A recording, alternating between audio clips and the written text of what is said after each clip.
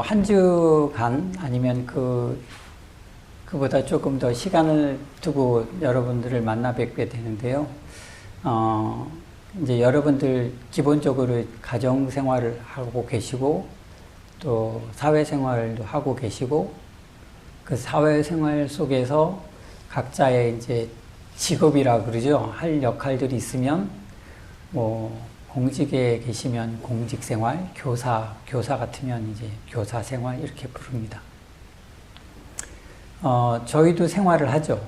그래서 저희들 하는 신부님이나 목사님 아니면 이제 저희 같이 이렇게 출가해서 사는 사람들 생활을 어떻게 보면 이제 수행 생활, 수도 생활 이런 표현을 쓰기도 합니다. 그 생활 속에서 공통적으로 우리가 겪게 되는 것들이 장애가 있어요. 드러나는 것 중에 하나가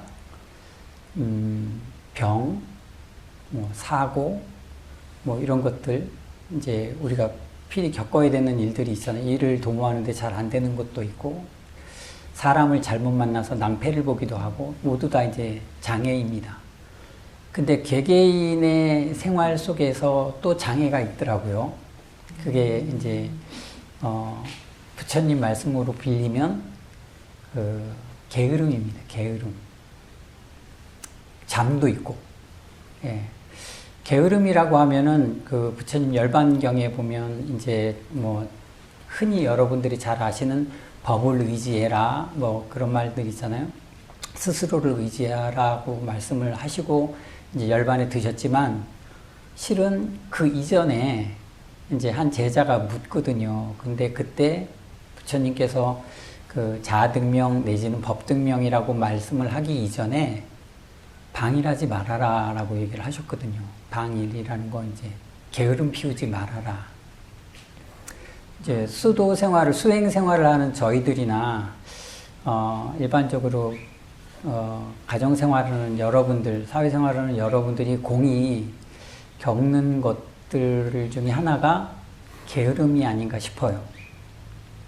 왜 이 게으름을 이제 경계하셨냐면, 이 게으름으로 인해서 비롯되는 것들이 많이 있는데 그 중에 하나가 복을 감하는 게 있는 것 같아요. 이거는 이제 경전의 내용은 아니지만 제 생각에 복이라 하면 복은 짓는다라고 얘기를 하잖아요. 근데 일단 열심히 부지런히 일을 하면 게으름에 반대되는 개념이지만 제복이 생기잖아요. 그리고 그렇게 대외적으로 활동을 많이 하게 되고 하면은 인복이 생기잖아요. 그리고 그런 건강한 의식과 건강한 육체를 가지고 살면 명이 길어지는 수복을 누릴 수가 있대요. 우리들 흔히 농담처럼 얘기하는 일복 말고, 예, 그런 여러 가지 수복, 제복, 인복 이런 것들이 있는데, 이런 것들을 짓는다라고 할 때 제가 좋아하는 말 표현 중에 하나인데 농사 짓는다, 집 짓는다, 밥 짓는다, 옷 짓는다 이렇게 짓는다라고 표현하잖아요. 그래서 저는 복 짓는다, 예, 그래서 이 짓는다라는 말을 되게 좋아하는 편입니다. 예, 자식 농사도 농사니까, 예, 농사 짓는다. 근데 저희들이 이 복을 짓는 거를 방해하는 요소가 아까 이제 장애라고 표현하면서 게으름이라고 말씀을 드렸는데, 여러분들이 얻고자 하는, 새해에 보면은 복 많이 받으세요, 복 지으세요, 이런 얘기를 하는데, 그 복을 감하는 게 있어요. 그것도 이제 장애로 작용을 하죠. 이거는 일반 가정이나 사회생활을 하는 분들이나 수행생활을 하는 분들 모두가 공이 적용되는 것 같습니다. 그게 뭐냐면 그 복을 짓는 데 있어서의 방해 요소가 말인 것 같아요. 말. 말. 인간관계가, 인복이 있어서 인간관계가 잘 유지되다가도 말을 잘못하면 사람들이 떠나가잖아요. 그리고 재산이 많아도 말 한마디 잘못해서 언어 구사나 아니면 글로 표현하는 것들이 잘못돼서 큰 재산상의 손실을 보는 경우도 있고, 또 저희 아까 천수경에서도 악어라 그래서 사람들에게 상처 주는 말이나 사기 아니면 이간하는 말, 험담하는 말로 인해서 화를 불러일으키면 명이 짧아져요. 화 많이 내면서 오래 사는 사람 없을 것 같아요. 예, 마음을 편안하게 해야 되는데, 이런 것처럼 여러분들이 복을 짓는 데에 있어서 가장 큰 요인 중에, 방해되는 요인 중에 하나가 말이 아닌가 싶거든요. 말을 하는 것. 그래서 경전에도 그런 말이 있어요. 여러분들 들어보셨는지는 모르겠지만 밀린다 왕문경이라는 경전, 아니면 이제 같은 얘기지만 나선비구경이라는 경전이 있는데, 거기에 이제 한 왕이 부처님 제자에게 물어요. 이제 스승되는 석가모니 부처님의 가르친 불법이 무엇냐고 물으니까 제악 막작하고 증선 봉행하라, 이게 불교라고 얘기를 했거든요. 그러니까 악한 행실을 그치고 선을 행하라는 뜻이에요. 근데 이제 제가 지금 말씀드리는 부분이 행동으로 나타내는 그런 악이 아니라 좀 범주를 조금 줄여서 말로 짓는 악한 것들이 있잖아요. 방금 말씀드렸듯이 사람을 모함하거나 아니면은 뭐 거짓을 알리거나 욕을 하거나 이런 것들. 근데 이런 것들이 악한 것인지를 알면서 선과 악을 구분짓는 건 본래 불교에는 없지만 우리가 마음자리에 따라서 선택해야 될 방향들이 있거든요. 근데 이제 될 수 있으면 선행을 많이 해야 되는 거죠. 좋은 말, 좋은 행동들을 많이 해야 되기 때문에 그것을 알면 그것을 많이 지어라. 여기서도 이제 짓는다라는 얘기를 할 수밖에 없는데, 많이 지어라. 근데 선행을 많이 하시게 되면 자연적으로 악한 마음이 줄어들어요. 여러분들 우는 아이를 달래거나 넘어진 아이를 일으켜 세우고 다친 아이를 치료해주고 화를 내는 분 있을까요? 예, 자기 스스로에게 뭔가 시간이나 노력이나 심지어는 경비가 조금 들더라도 아이가 건강하게 자라는 모습이나 웃음으로 인사를 나누면 그게 보람이나 흐뭇한 어떤 마음으로 남잖아요. 예. 그러다 보니까 이 선행을 한다는 것이 마음이 점점 맑아지고 넓어져요. 뭐 참선하고 명상하고 이래서 마음이 맑아지는 것도 있겠지만, 실은 우리가 살아가면서, 아까 생활이라고 표현을 했는데, 생활하면서도 우리가 얼마든지 마음을 맑히거나 넓게 깊게 할 수 있어요. 그것이 선행이거든요. 부처님 말씀대로.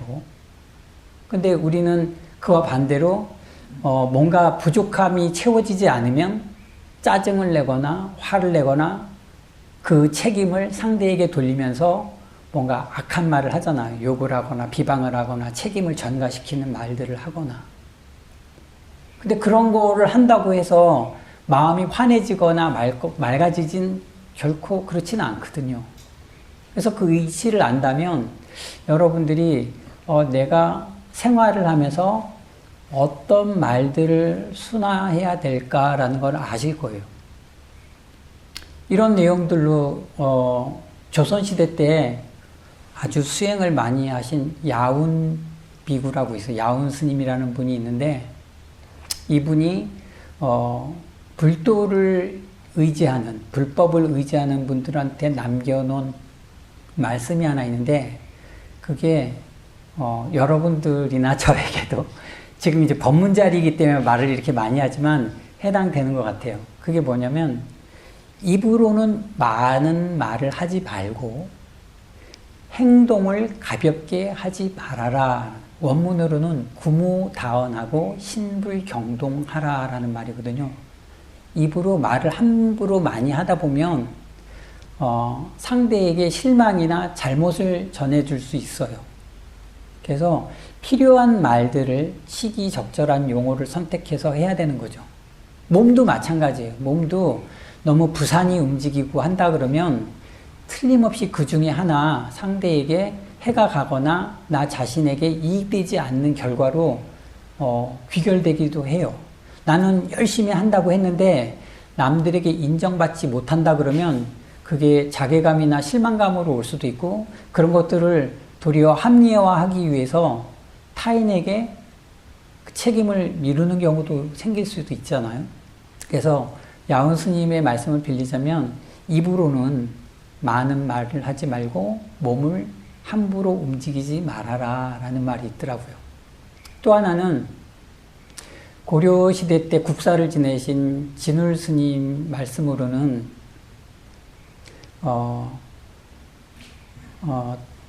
부처님의 말씀을 금구라고 하거든요. 금구성원, 부처님의 성현의 말씀을 의지할지언정 막순 용류 망설이여다라는 원문이 있는데, 용렬한 무리의 말을 따르지 말아라 라는 게 있어요. 용렬한 무리라는 건 뭐 아주 나쁘다 이런 것들이 아니라 필요치 않는 무리들이에요.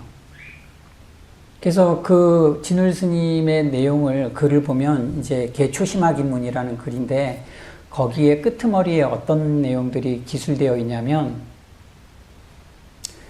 여러분들이 행사나 아니면 가정의 모임이나 아니면 절에 이렇게 법회를 오시거나 아니면 어떤 여러분들 주변에 일이 있어서 크고 작은 모임들을 하잖아요. 근데 그런 데 가시면 취지에 벗어난 내용들로 아주 신변 잡기를 이야기하거나, 물론 침묵을 도모하는 경우도 있지만 용렬한 무리들의 망설, 허황된 말들이 있는 경우들이 있어요. 뭐 여기 이제 보살님들이 계시니까 보살님들이 얘기하면은 누가 집을 늘려서 갔네, 뭐 비싼 가방을 샀네, 뭐 그런 것들 있잖아요.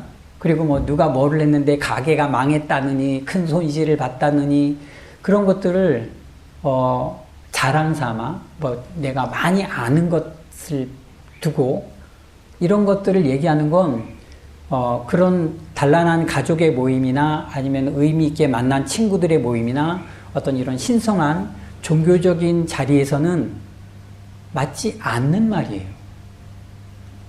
이게 이제 그 말로 많은 말들을 하다 보면 이게 이익되지 않는다라는 거죠.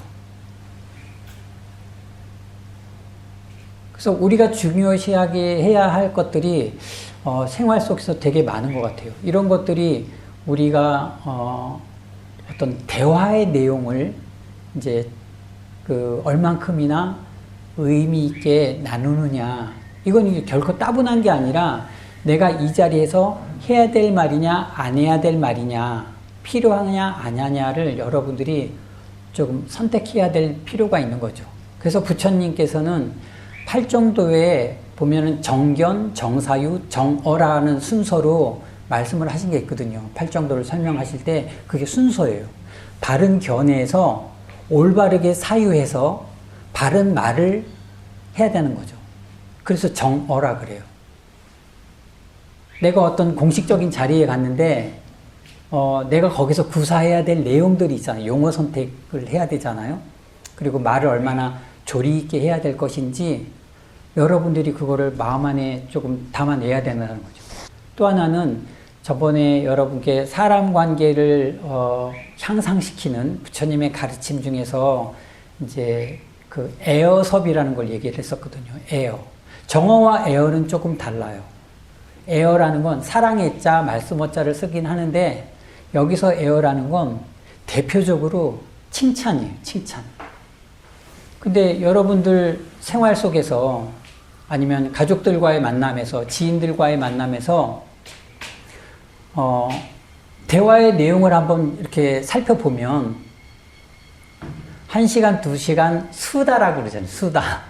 수다를 떨다 보면 물론 스트레스 해소도 되겠지만 이야기를 하다 보면 과연 그게 진정 의미가 있는 이야기일지 가치가 있는 이야기인지 좀 웃자고 하는 이야기인지 아니면 그것도 벗어나서 쓸데없는 돌아서서 후회할 될 얘기 시간이 아깝다라고 생각할 정도로 의미가 없는 이야기들인지 생각해 봐야 되는 거죠. 근데 이야기의 대부분이 남을 칭찬하거나 존중해주는 말보다는 이해하거나 공감하는 말보다는 자랑하거나 험담하거나 이런 것들이 너무 많아. 우스갯소리 같은 거. 또 하나의 문제가 이 말에 있어서 말이라는 건 물론 의사도 전달되는 거지만 마음을 나누는 것도 말이거든요. 말과 글이에요. 여러분들 요즘 그 카톡이라는 거 많이 하죠? 카톡, 뭐 단체방, 뭐 이런 것들 있잖아요. 근데 저는 뭐 청소년이나 뭐 이렇게 아이들을 상대하는 시간 기회가 너무 적어서 그런 것들이 실감은 안 나지만 여러분들 주변에는 아무래도 그런 아이들, 그런 대상들을 접하는 경우가 많을 건데 아이들과 대화가 안 되는 말들이 있어요. 노잼이라고 하세요. 노잼? 아세요? 우와. 노잼이 뭔지 몰랐어요, 저는. 네, 노잼. 그러면 나딩겔? 그거 아세요? 나딩겔은 모르세요? 모르시는구나. 네. 이게 나딩겔이라는 건 인겔이 일본어로 인간이라는 뜻이래요. 그래서 낫은 영어잖아요. 그러니까 아유 인간 같지 않은 놈아 이거를 그 청소년 사이에는 그렇게 쓴다고 하더라고요. 예, 근데 방금 뭐 예를 든 노잼이라든지 쌤 이런 말 저희는 예전에 선생님 이 세 마디인데 이렇게 얘기를 했는데 요즘은 어른 아이 할 것 없이 학교에서도 박쌤, 뭐 김쌤 이렇게 부른다고 그러더라고요. 근데 이런 것들이 인격적으로 보거나 어떤 서로 간의 신뢰를 나눌 때 그 격이 조금 떨어져요. 그래서 여러분들이 누군가와 이 말을 주고받을 때 방금 이제 부처님 말씀하신 애어나 아니면 정어를 구사하실 때 이런 것들을 알아듣는 거는 다행스러운 일이지만 내가 그 대상에게 이런 것들을 구사하는 거는 조금 지양해야 될 것 같아요. 여러분 연세나 나이에서는 여러분들의 입장에서는 아이들끼리는 어떤 소속감이나 뭐 좀 어울림 속에서 공유하기 위해서는 그런 것들이 필요할지 몰라요. 아이들 세대에서는. 하지만 여러분들이 스스로 생각하기에 지금 제가 이제 많은 이야기들을 했지만 복을 감하는 일들이 그 안에서 있는 거죠. 근데 여러분들이 제가 그 절에 오셔서 기복적으로 종교 활동을 하는 것을 조금 자제해 달라고 말씀을 드렸지만 그래도 여러분 주변에 제 주변에 없어지지 않는 것이 인복, 제복, 수복이거든요. 그런 것처럼 복을 증장시키는 것, 즉 복을 짓는 일들에 가장 힘이 되는 게 말하는 거거든요. 근데 그걸 잘못하면 구업이 된다는 거죠. 구업은 악행이 된다니까요. 부처님 그 밀린다 왕문경에 나오는 것처럼 악을 짓지 말아야 되는데 악을 짓는 거죠. 선행을 쌓아야 되는데 선행을 지을 기회를 자꾸 잃어가는 거죠. 그러면 당연히 복 짓는 일들이 어려워질 수밖에 없는 거잖아요.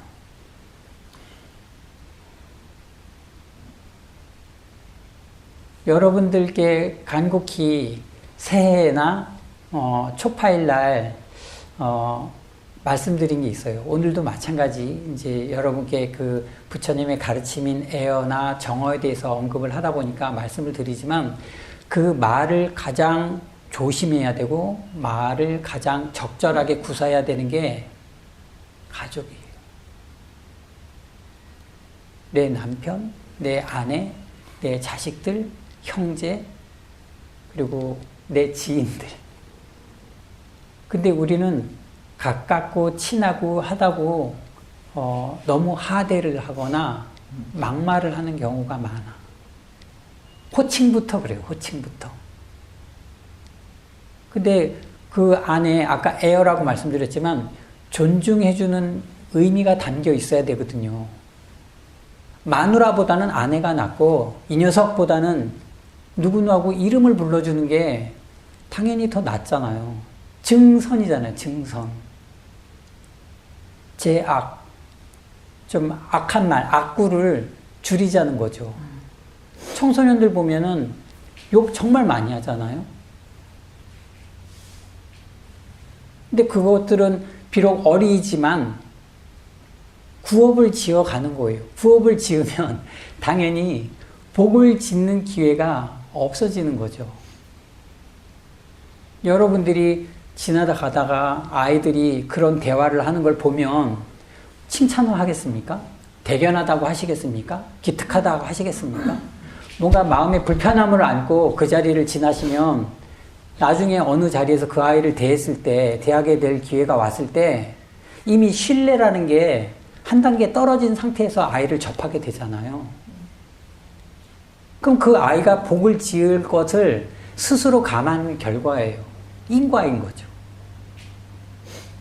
그와 마찬가지로 여러분들이 한순간 하루 우리가 지내면서 대하는 사람에게 내가 어떤 용어로 칭찬을 해야 될지, 위로를 해야 될지, 용기를 줘야 될지, 이 에어라는 거를 생각해 보셔야 되고, 내가 지금 처한 상황에서 어떠한 말로 표현해야 되는지 정어라고 말씀드렸어요. 어떠한 말로 내가 이 사람들을 대해야 되는지, 그거를 여러분들께서 부단히 마음 챙김을 하셔야 되는 거죠. 그게 우리가 바라는 복을 짓는 근간이 될 수 있기 때문에. 그러면 당연히 화도 줄어들고 표현하는 방법이 고우면 예전에 그런 TV에선가 그런 캠페인을 했던 것 같아요. 고운 말, 바른 말 아시나요? 예. 그런 것처럼 여러분들이 어떤 말을 어떻게 구사하느냐에 따라서 나의 삶의 가치, 나의 존재의 의미가 조금 더 커지고 신뢰가 쌓이고 복을 지을 수 있는 기회가 그만큼 많아진다는 거죠. 구무다원이니까 오늘 법문은 이것으로 마치겠습니다. 감사합니다.